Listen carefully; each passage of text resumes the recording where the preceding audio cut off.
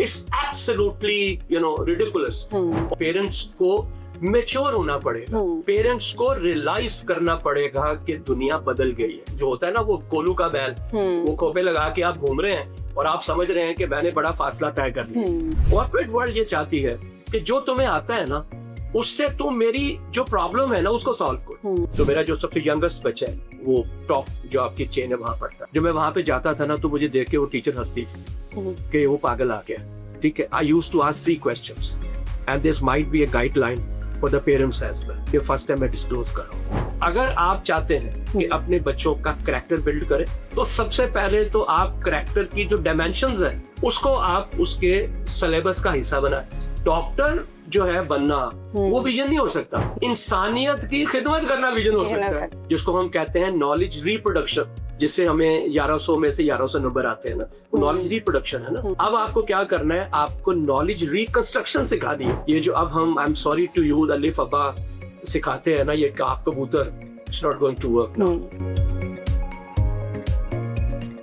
हम सब अपने बच्चों को कामयाब बनाना चाहते हैं, लेकिन क्या सिर्फ तालीम कामयाबी के लिए काफ़ी है या फिर हमें किसी और पैराडाइम की तरफ शिफ्ट करने की ज़रूरत है?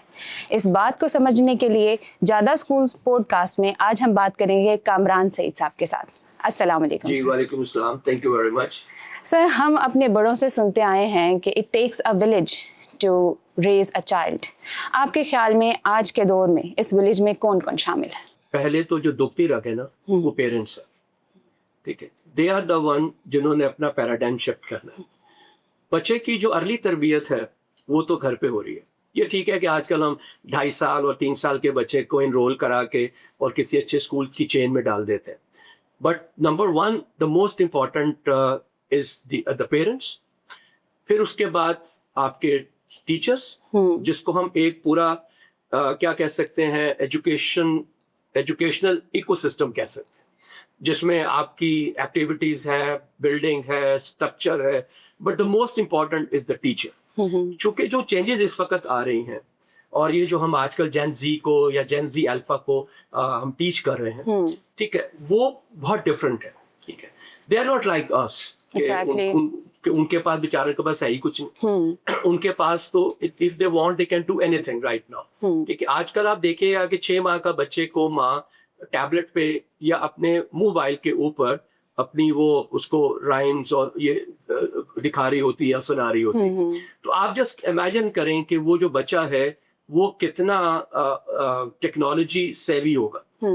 ठीक है, तो लिहाजा इसका मतलब ये है, if I am the teacher it mean that I have to be 1 step ahead of all my students. वो स्टूडेंट जो क्लास में आगे जा रहा है तो उसका जो इंफॉर्मेशन और नॉलेज लेवल है वो एक्सपैंड करता जा रहा है। और आज because of the AI, because of the Meta, all these tools जो आपके पास डिजिटल टूल्स अवेलेबल हैं, things are changing very very fast. So in my view number 1 are the teacher, the parents, they have to make a decision कि हमने कहाँ लेकर जाना है इसको, right. Number 2 are the teachers and number 3 is the institution, जिसके अंदर एक कल्चर है। ठीक है, आप देखिए कि हमारी level of education is from central model, from government college, from FC college. तो they used to have some kind of historical heritage and they used to have the culture as well. तो हम उस culture का हिस्सा है, लेकिन उस generation में वो कल्चर ठीक था। ठीक है, ये जो जनरेशन है, you need to have a different culture. Exactly. You need to have a gadgets. LED का होना, LCD का होना, आपके पास VR gear का होना, all these things has to be there. So this is my point of view. जब बच्चे बड़े हो रहे होते हैं तो माँ बाप को भी साथ साथ बड़े होना होता है। शायद ये अंडरस्टैंडिंग अभी हमारे कल्चर में उस तरह से डेवलप नहीं हुई। जैसे भी आपने जेन जी और जेन अल्फा की बात की, इनकी पेरेंटिंग एक चैलेंज बन चुकी है। So what is the one mistake that modern parents are making while raising their children? आपने तो खुद ही हाईलाइट कर दिया कि उनको उनके साथ ग्रो करना है। ठीक है, दैट्स द फर्स्ट थिंग। देखिए, एक चीज आपको अंडरस्टैंड करनी है, मेरा जो बाप था या मेरी जनरेशन का जो बाप था वो बहुत पढ़ा लिखा नहीं था। ठीक है, मे भी मैट्रिक था, कोई बहुत ज्यादा किसी ने किया तो इंटरमीडिएट किया। उस जमाने में नौकरियां नहीं थी, खासतौर पे हम टॉकिंग अबाउट पंजाब, और बिकॉज मैं यहाँ से हूँ, तो यहाँ पे नौकरियां नहीं थी। ठीक है, ज्यादा उनके क्या थे, कारोबार थे। कारोबार करना की फर्क पड़ेगा यार, बस थोड़ा जा पढ़ ला थे आगे।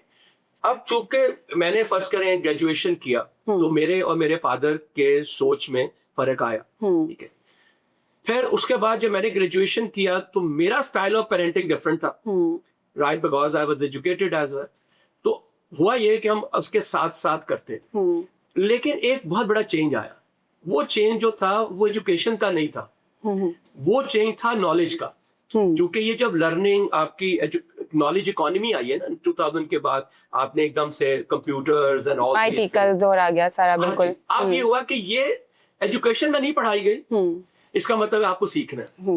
तो जो तो पेरेंट्स थे जो फर्स्ट करें जॉब कर रहे थे, कॉर्पोरेट वर्ल्ड में थे, चूंकि वो उस एनवायरनमेंट का हिस्सा थे, उन्होंने सीख लिया। लेकिन याद रखें वो वाला शख्स जो के दुकान कर रहा है, मैं किसी पर्टिकुलर की बात नहीं बता, इचरा है, लिबर्टी मार्केट है, शालमी में दुकान पे है, आप मुझे बताएं वो क्या करेगा। तो हुआ ये कि उसकी वजह से जो new technology, new knowledge, new learning, new information, वो उसको नहीं अडैप्ट नहीं कर पाया, और बच्चे जो हैं उनका लेवल उससे ऊपर हो गया। तो अब क्या हुआ कि अब यहाँ पे एक जनरेशन गैप आना शुरू, एग्जैक्टली, थिंकिंग प्रोसेस बदल गया। दूसरा एक बड़ा चैलेंज जो है कि याद रखिएगा कि मोस्टली पेरेंट्स आज भी अपने बच्चों में अपनी ख्वाहिशात को ढूंढते हैं, अपने ख्वाबों को ढूंढते हैं। मैंने बहुत से प्रोग्राम्स किए हैं, पॉडकास्ट, मैंने एक ही बात कही है, मैंने कहा है कि पेरेंट्स का काम ख्वाब दिखाना नहीं है, उनका काम अपने बच्चों के ख्वाबों को पूरा करना है, ताबीर लानी है, ठीक है। और इसके लिए हज़रत अली का जो कॉल है कि कभी भी अपने बच्चों में अपने आप को तलाश ना करें, बेशक वो एक मुख्तलिफ वक्त के लिए पैदा किया है। तो मैं कैसे अपने बच्चे के लिए ये ख्वाहिश कर सकता हूँ कि यार मैं डॉक्टर नहीं बनया सी, डॉक्टर बनना है। बच्चा जो है वो जाना चाहता है आईटी में, वो बच्चा जाना चाहता है आर्ट्स में, बच्चा is a very artistic minded, ठीक है, उसको मैं वहां से निकाल के तो नहीं, तो डॉक्टर बनना है, ठीक है। अभी एक इतना एजुकेटेड आदमी उस अपनी बेटी को ये कह रहा है कि अगर तू इस दफा एमडी कैट ना कर पाई तो तुम ना इसको दोबारा अटेम्प्ट करना। Can you imagine? ये एक बिल्कुल नॉर्मल बात है, बच्चे साल पे साल जाया करें एक टेस्ट को क्लियर करने के लिए। आप सोचिएगा कि वो जो बच्ची है उसका कॉन्फिडेंस लेवल क्या होगा कि जब उसकी क्लास फेलोज उससे एक साल आगे चले गए। बिल्कुल, It's absolutely, ridiculous. और वो पढ़ा लिखा आदमी है. He is like a CFO, maybe in a company, or he is thinking like that. So आपकी बात है कि पेरेंट्स को मेच्योर होना पड़ेगा, पेरेंट्स को रियलाइज करना पड़ेगा कि दुनिया बदल गई है। मैंने अभी आते हुए आपके वहां स्टेम लिखा हुआ देखा, I'm sorry, this has changed now. ठीक है, ये पुरानी बात है, ठीक है, ये science, technology, economics and mathematics जो है, अब स्मैक है, ठीक है। स्मैक मीन्स सोशल, मोबाइल, ठीक है जी, और एनालिटिक्स एंड क्लाउड। अब दुनिया में जितने भी एजुकेशन है वो सारी की सारी इनसे रिलेट कर रही है। I am not saying that वो आउट हो गया है, बट इस वक्त का जो नॉर्म है वो स्मैक है, नॉर्म स्टेम नहीं है। अब ऐसा है कि एक जनरल ऑब्जर्वेशन है कि हम सब अपनी जिंदगी में एक्सपीरियंस से सीखते हैं, जो वही हम उसी की बेस पर आगे डिसीजंस लेते हैं और उसी तरह से हम अपने बच्चों का ब्रॉट अप करते हैं। इसीलिए शायद आज भी हमारे पेरेंट्स जो है वो ग्रेड्स एंड अचीवमेंट्स एंड कंप्लीशमेंट्स के ऊपर फोकस करते हैं। वो कौन सी क्वालिटीज हैं जिनको इक्वल अटेंशन की अब जरूरत है? अभी हमारी जो गुफ्तगू हो रही थी और हमने कहा कि जो कुछ भी इंस्टीट्यूशंस में पढ़ाया जा रहा है, I am talking about like universities की बात मैं कर रहा हूँ, उसमें से शायद कोई, आपका जब इंटरव्यू होता है ना, कोई नहीं पूछता। I am also from the 35 years corporate exposure मेरा है, बेइंतहा इंटरव्यूज किए हैं, कोई किसी से ये नहीं कहता कि फलां की डेफिनेशन सुनाओ। आजकल के जो आपके सिलेक्शन के टेस्ट हैं वो कौन कौन से हैं? वो फंक्शनल कॉम्पिटेंसी टेस्ट है, वो आपका एप्टीट्यूड टेस्ट है, exactly. वो आपका साइकोमेट्रिक टेस्ट है, वो आपका आईक्यू टेस्ट है। आप माशाल्लाह से एजुकेशन से हैं, मुझे बता दीजिए कौन सी यूनिवर्सिटीज आपको ये सिखाती है? कोई नहीं सिखाती ना। तो हुआ ये क्योंकि हम बहुत ज्यादा book oriented, content oriented, mark oriented हैं, सो ये सब चीजें जो हैं उसके कॉन्टेक्स्ट में नहीं आ रही। ये पास करता है जिसका CGPA 2.2 होता है, इसलिए कि वो स्ट्रीट स्मार्ट वो इसलिए कि वो वहां पे नहीं होता, लेकिन जो बाकी काम है वो कर रहा होगा, तो लिहाजा वो इस टेस्ट में पास होता है, राइट। तो इसका जो आप वाली बात है, देखिए दो पूरी दुनिया में ऐसा ही है, तालीम है और तरबियत है, ठीक है। इसका मतलब we are talking about education and we are talking about grooming, exactly. ठीक है। ग्रूमिंग होती है स्किल्स की, इसका मतलब, और दोनों स्किल है, हार्ड स्किल भी है, सॉफ्ट स्किल भी है। सॉफ्ट स्किल्स की जब हम बात करते हैं, there is no institution, no university right now जो कि आपको स्किल सिखाती हो, यानी कि आपको ग्रूम नहीं करी, सिर्फ आपको उसने एक एजुकेशन के चक्कर में फंसाया हुआ है, और वो आप उसी में वो जो होता है ना, वो कोलू का बैल, वो खोपे लगा के आप घूम रहे हैं और आप समझ रहे हैं कि मैंने बड़ा फासला तय कर लिया, ठीक है वहीं पे यार। सही। तो द डिफरेंस जो आपने बात की है, the most important is the grooming, ठीक है। The most important is the intellect, exactly. Most important is के आपकी एनालिटिकल स्किल्स कैसी, द मोस्ट इंपॉर्टेंट इज के जो तुम सीख रहे हो क्या तुम उसको अप्लाई कर सकते हो।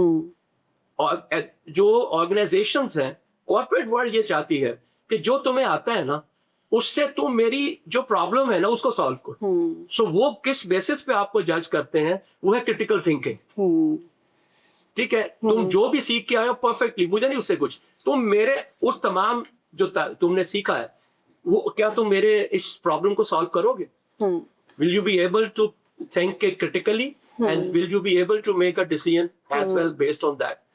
This is important. So इस विलेज का एक और बहुत इम्पोर्टेंट पार्ट हमारे स्कूल्स हैं, और हम इस बात के लिए अब अवेयर हो चुके हैं कि हमारी कैरेक्टर बिल्डिंग कितनी ज़्यादा इंपॉर्टेंट है। मोरल वैल्यूज़ को हमें अपने स्टूडेंट्स तक लेकर आना है, दोबारा से शायद हम उससे कुछ दूर जा चुके हैं।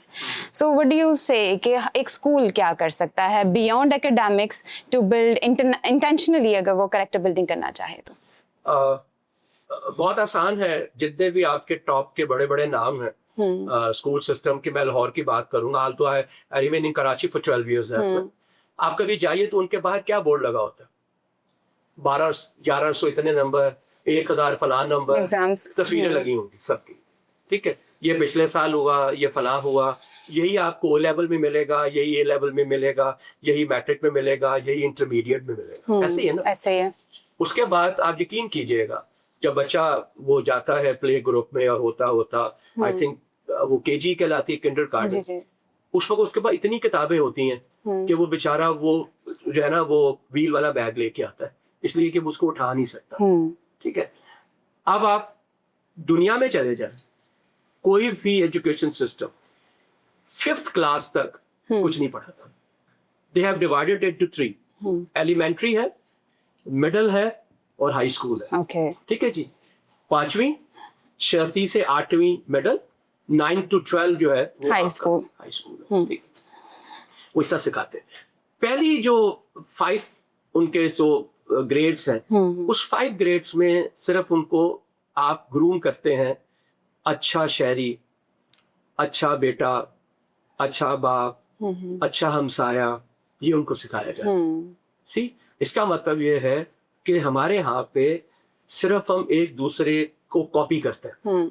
उसने अगर 3 किताबें लगाई है ना, तो मुझे 4 लगानी है, ताकि मैं पेरेंट्स से ये कह सकूं कि देखिए जी हमारे यहाँ पे हम बच्चे को कितना सिखाते हैं, ठीक है। लेकिन आप यकीन कीजिएगा that we need to work on the parents, कि यार खुदा के वास्ते अब दुनिया बदल रही है, यू हैव टू चेंज। तुम ये सोचो कि उन्हें ग्रूम कैसे करना। अच्छा, जो अच्छी ONA लेवल के स्कूल है ना, वहां पे आपको ये ग्रूमिंग मिलती है। बसन मैंने सीट बेल्ट लगाना गाड़ी की अपने बेटे से सीखा, अच्छा, इसलिए कि उसको वो सिखाते हैं मैनरिज्म, एटिकेट्स और ये तमाम चीजें, ठीक है। अब वो मैं ड्राइव करने बैठा जैसे भी, तो मैंने उसको देखा तो उसने सीट बेल्ट लगाई, मैं नहीं लगाता था, ठीक है। इसलिए उसको कहा गया, से ग्रूम किया गया कि दिस इज इम्पोर्टेंट और ये रिस्पांसिबिलिटी है दैट यू हैव टू, ठीक है। वो सिखाते हैं कि तुमने बाहर गंद नहीं फेंकना। मैंने जिंदगी में एक दफा उसके साथ बैठे हुए च्युइंगम खाते, उसका जो रैपर है मैंने बाहर फेंक दिया। ही जस्ट लुक्ड एट मी, और वो जो उसकी देखने का अंदाज था, उसके बाद आज तक ऐसा नहीं हुआ। मेरी गाड़ी में एक वो रहता है शॉपिंग बैग, इसमें हम डालते रहते हैं और उसको हम डिस्पोज ऑफ कर देते हैं। ठीक है, सो मैं आपसे एग्री करता हूँ, this system has to change. First 5 years nothing. ठीक है, आप मुझे बताइए कि जब पेरेंट टीचर्स मीटिंग होती है, उस पेरेंट टीचर्स मीटिंग में क्या डिस्कस होता है? सिर्फ रिपोर्ट डिस्कस होती है, सिर्फ grade discuss, marks and grades. मुझे मेरे बच्चे माशाल्लाह दे आर वेरी सक्सेसफुल। तो मेरा जो सबसे यंगेस्ट बच्चा है वो टॉप जो आपकी चेन है वहां पढ़ता। जब मैं वहां पे जाता था ना तो मुझे देख के वो टीचर हंसती थी कि वो पागल आ गया। ठीक है, वाई? वो मुझे फाइल देनी है, मैंने फाइल को ऐसे रखना है, सी ऐसे करके। तो कहती है देखें आप ग्रेट, मैंने आई डोंट वांट, इसका कोई फर्क नहीं पड़ेगा। ठीक है, I used to ask 3 questions and this might be a guideline for the parents as well कि फर्स्ट टाइम मैं डिस्क्लोज कर रहा हूँ। मेरा पहला सवाल ये होता था कि मेरा बच्चा कहाँ बैठता है? उसने कहा फ्रंट पे बैठता है। मैंने कहा जी गुड इनफ।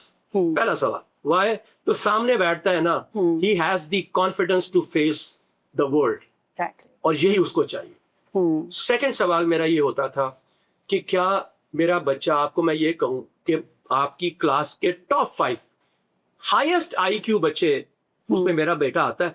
उसने कहा आता है। मैंने कहा गुड इनफ।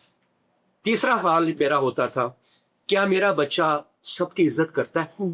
क्या आया को वो एहतराम से बुलाता है? क्या वो आपकी इज्जत करता है?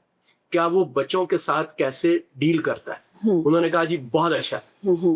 That's enough. आप यकीन करें मैंने आज तक उसकी फाइल खोल के नहीं देखी थी, राइट? एंड जब उसने स्कोर किया तो वही प्रिंसिपल मुझे कहती है कि कानून साहब हम ये डिस्कस कर रहे थे कि आपका बच्चा अगर ये कर सकता है तो दुनिया में कुछ भी हो सकता है। 7 1B। ठीक है, जो के D आता था, E आता था, F आता था। ठीक है, I said this is only because I have given the confidence, right? So आप वाली बात है कि ये जो ग्रूमिंग है इट्स वेरी वेरी इंपॉर्टेंट। पहले 5 ग्रेड्स है ना, उसमें फोकस ये होना चाहिए आपकी 80% रिपोर्ट होनी चाहिए बिहेवियर के ऊपर, उसकी स्किल्स के ऊपर, राइट? और उसके सोशल इंटरेक्शन के ऊपर, यानी कि करैक्टर में, और 20% होनी चाहिए सिर्फ और सिर्फ सब्जेक्ट्स के ऊपर, राइट? उसके बाद जो मर्जी कर लें। Okay, so character building and moral development ये सबसे प्राइम रिस्पॉन्सिबिलिटी है इस पूरे विलेज की, जो भी सारा शामिल हो जाते हैं बच्चे की अपब्रिंगिंग में। तो जब हम बात करते हैं तरबियत की, तो तरबियत सिर्फ एक मजहबी या इखलाकी नसीहत की हद तक महदूद हो जाता है। लेकिन अगर हम किसी और सब्जेक्ट या किसी और स्किल की बात करते हैं, उसको हम मेजर कर सकते हैं कि इतने स्कोर आ गए, इतने ग्रेड्स आ गए, अच्छा इसको इतना नॉलेज है। अब तरबियत हम सिखा रहे हैं एक बच्चे को हमेशा सच बोलना है, या आपने कभी किसी का दिल नहीं दुखाना, you have to be kind. So इसको मेजर करने के लिए हमारे पास कोई सिस्टमैटिक अप्रोच आ सकती है? देखिए, सबसे पहले आपको ये देखना है कि आपने किन पैरामीटर्स या क्राइटेरिया के ऊपर इसको मेजर करना है। सबसे पहले तो ये डिसाइड करें ना, फिर उसको आप हिस्सा बनाएं, आपको आपके जो सिलेबस है या जो भी है उसमें हिस्सा बनाएं। मसलन मैं एक एग्जांपल देता हूं कि आजकल बड़ी अक्सर कंपनीज पे आप जाते हैं तो वहाँ पे कोर वैल्यूज होती है। कोर वैल्यूज वो हैं जो आपका एक कल्चर बनाती है। वहाँ पे आप अक्सर देखेंगे क्या क्या लिखा होगा, इंटेग्रिटी, क्रेडिबिलिटी, ट्रस्टवर्दीनेस, ऑनेस्टी, ये लिखा होगा ना। एग्जैक्टली। अब मुझे किसी से पूछ लेना कि इंटेग्रिटी का मतलब क्या है। सी सो अगर आप चाहते हैं कि अपने बच्चों का करैक्टर बिल्ड करें तो सबसे पहले तो आप करैक्टर की जो डायमेंशंस है उसको आप उसके सिलेबस का हिस्सा बनाएं। फिर उसको बताएं कि भाई इंटेग्रिटी क्या होती है। फिर आप उसको रिलेट करें कि अगर तुम्हारी हाई इंटेग्रिटी है तो तुम्हारा पूरी दिन में जो कुछ तुम करते हो कहां कहां पे तुम हाई इंटेग्रिटी की एग्जाम्पल दो मुझे, या ऑनेस्टी की एग्जाम्पल दो, या ट्रस्टवर्दीनेस की एग्जाम्पल दो। हमारे पास तो अल्लाह का शुक्र है कि हमारे पास जो हमारे प्यारे सल्लल्लाहु अलैहि वसल्लम की सीरत पूरी आपके पास है, वही अगर आप उनको समझाना शुरू कर दें तो उनकी तो पूरी जिंदगी इसी पे रही है। तरबियत में हम ये सारी चीज़ें बच्चों को सिखाते हैं, उनको बताया जाता है, ख़ास तौर पे वो स्कूल्स जो इस्लामिक एजुकेशन और तरबिया को लेकर चल रहे हैं आजकल, ये सब कुछ सिखाया जाता है। लेकिन इसको मेजर करने के लिए कोई स्पेसिफिक ग्रेडिंग सिस्टम या कोई ऐसी चीज़ जो हाईलाइट करे कि हम अपने मकसद को अचीव करने में इस वक्त कामयाब हो गए। ग्रेड 5 के बच्चे के लिए मेरे ये बेंचमार्क्स थे फॉर द मोरल डेवलपमेंट, हमने उसको अचीव कर लिया है। इसको हम किस तरह से देखिए, ये बात याद रखिएगा, आपके पास अगर वो है तो वो एक कंट्रोल्ड इन्वायरमेंट में है, यानी कि पीरियड्स हैं, टीचर है, आपका कुछ स्ट्रक्चर्ड वो है, सिलेबस है, इस तरह से बच्चे का तरबियत का पता तब चलता है जब उसकी फ्रीडम होती है। इसका मतलब ये है कि जब वो घर जाएगा और घर में जो डिफरेंट एक्टिविटीज कर रहा होगा जो कंट्रोल्ड नहीं है, जो स्ट्रक्चर्ड नहीं है, फिर आपको पता चलेगा कि जो मैंने इसको सिखाया है वो कितना इसके अंदर जो है वो घुसा हुआ है। इसका मतलब क्या हुआ कि you have to get the parents into the confidence. Alright, ठीक है, उसको लाएं, उसको बताएं कि इस माह में हमारा फोकस जो है वो इंटेग्रिटी पे है, ठीक है, और हमने ये इसको एग्जांपल्स दी हैं, और हम ये समझते हैं कि इसके बाद अगर ये हाई इंटेग्रिटी को फॉलो करता है तो इसको ये करना चाहिए। तो हम ये चाहेंगे कि हम हर वीक पे आप एक वॉइस नोट हमें भेजें कि कोई भी अगर इसने कहीं पे वायलेट किया हो जो मैंने सिखाया, and then after 1 month we can have a parent teachers meeting. So it means कि हमें बिल्कुल हर चीज के लिए असेसमेंट पे जाने की जरूरत नहीं है। No. हम इसको पेरेंट के साथ कम्युनिकेशन में और इवैल्यूएशन में प्रॉपर्ली असेस कर सकते हैं। Absolutely. ऑलराइट, सो स्टीफन कोवे अपनी book 7 habits of most effective people में लिखते हैं कि एक लीडर की जो क्वालिटीज़ हैं वो प्रोएक्टिव, थिंक विन विन और seek first to understand then to be understood की बेस पे होती है। एक अच्छी लीडरशिप की जो पहचान होती है, बुनियाद होती है। ये तीनों बहुत ज़बरदस्त क्वालिटीज़ हैं, बल्कि 7 क्वालिटीज़ की साइड बहुत ज़बरदस्त हैं। सो हम बचपन से इनको बच्चों के अंदर किस तरह से डेवलप कर सकते हैं? आपको शायद मेरी चूंकि तारफ में ये बात नहीं हुई है, मैं Franklin Covey certified trainer. Okay, so I used, फिर तो आप बिल्कुल प्रो होंगे 7 हैबिट्स के बारे में। सो I used to conduct the trainings for the different organization on 7 habit and 8th habit. Okay, उसी का एक प्रोग्राम है वो लीडर इन मी के नाम से, जो बच्चों के लिए, और इस वक्त कराची के अंदर बहुत से इंस्टीट्यूट्स ऐसे हैं जो उसको इनकॉर्पोरेट करते हैं। उनका जो बेटा है शॉन कवी जो है, उसने 2 बड़ी इंटरेस्टिंग बुक्स लिखी हैं जो कि हम तो 7 हैबिट्स में है ना। एक है the 7 habits of highly effective families, okay, and 7 habits of highly effective teens as well. ये उसके बेटे ने लिखी है, उसको देखिएगा। Unfortunately we are only focus on that, लेकिन ये बात कंफर्म है कि जो 7 हैबिट्स हैं ये आपकी लाइफ ट्रांसफॉर्मिंग नॉलेज है या इंफॉर्मेशन है, ठीक है, और बिल्कुल करानी चाहिए। It is so important. देखें, उसकी जो पहले वाली है, अब आपने कहा तो मेरे अंदर का वो ट्रेनर जाग गया, बट इट्स वेरी इंपॉर्टेंट। वो कहता है कि start with the end in mind, ठीक है।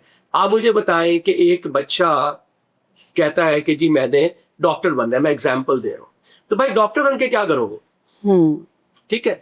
तो इसका मतलब ये हुआ, start with the end in mind में you have to write your personal vision statement कि जब पूरी जिंदगी में मैं ये सब कुछ करूंगा तो मैं कहां पहुंचूंगा।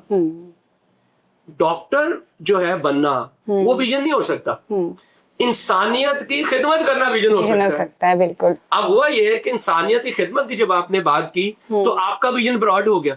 इंसानियत की खिदमत तो आप एज ए रेडियोलॉजिस्ट भी कर सकते हैं, साइकोलॉजिस्ट भी कर सकते हैं, न्यूट्रिशनिस्ट भी कर सकते हैं, फिजियोथेरेपिस्ट भी कर सकते हैं, इवन एज एन इंजीनियर भी कर सकते हैं, ठीक है। तो इसका मतलब ये हुआ कि प्राइमरीली ये अगर आप कराते हैं तो उसको पता होगा कि मैं अगर 25 साल 30 साल अपनी एजुकेशन में लगाऊंगा तो फिर मैंने जाना किधर है। So absolutely agree with you. कैसे कराया जा सकता है, नेचुरली हम उनको वो उस अंदाज में तो नहीं कर सकते, लेकिन हम अपना जो सिलेबस है जो हमारे आपके क्लास के लेसन प्लान्स हैं उसके अंदर हम इसको इनकॉर्पोरेट कर सकते हैं and we can give them the examples as well. Sir, artificial intelligence का दौर है और इसने सिर्फ बच्चों की लर्निंग नहीं बल्कि सीखने और समझने की सलाहियत को भी अफेक्ट किया है।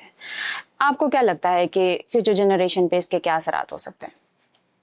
देखें, सबसे पहला फैसला तो हमने ये करना है, हम एक बहुत ही ऑर्थोडॉक्स थिंकिंग नेशन है, ठीक है, पुराने जमाने में पुराने ख्यालात में रहते हैं।